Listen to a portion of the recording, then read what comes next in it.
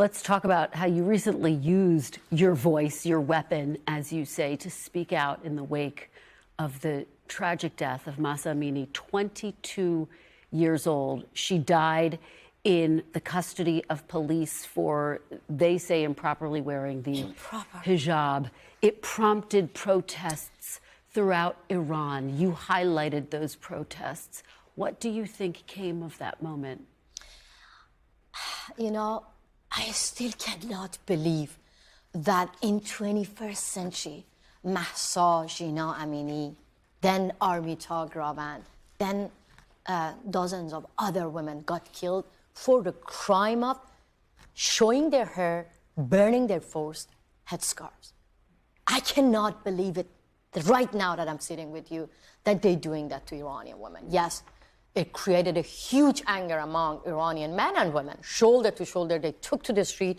They started to say that we want an end for this barbaric regime. And I believe that the flame of the revolution is still burning. Maybe you don't see it in like CNN, MSNBC, NBC, Fox News, Channel 4, BBC, but I see that the number of women who, practice their civil disobedience increased for sure.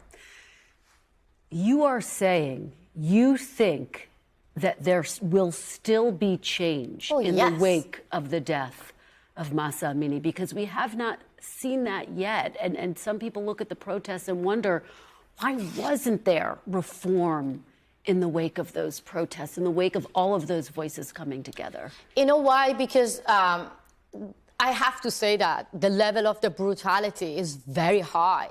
But let's be very honest. Revolution have different phases. In many countries in the history, it took, years. So that's why I have to say the Islamic Republic took everything away from us, our family, our dignity, our homeland, our freedom, everything, but not hope.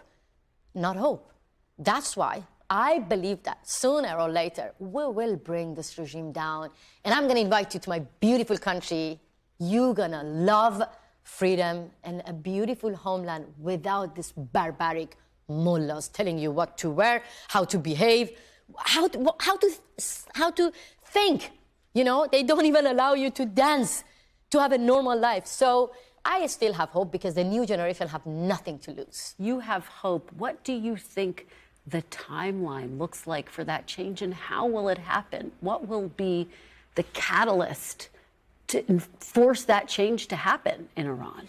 I'm being very honest with you. The change will happen sooner and less people will suffer and get killed if the democratic countries pay attention to the voice of Iranian leaders, especially the women who say no to gender apartheid regime.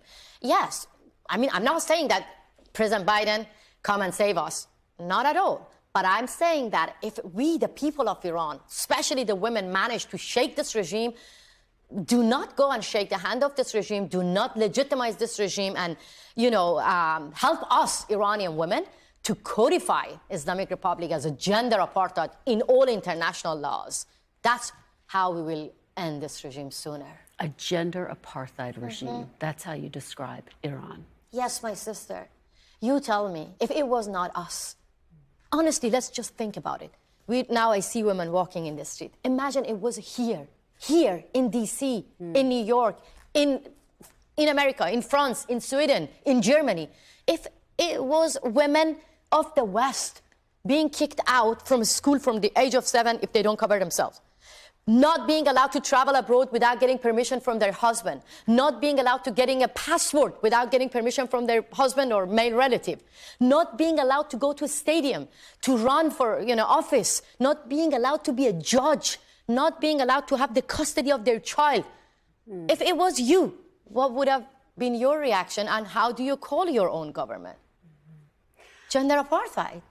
So there is no difference between us women in Iran and Afghanistan. That's why I'm calling my sisters who launched Women's March here in America, and I joined them.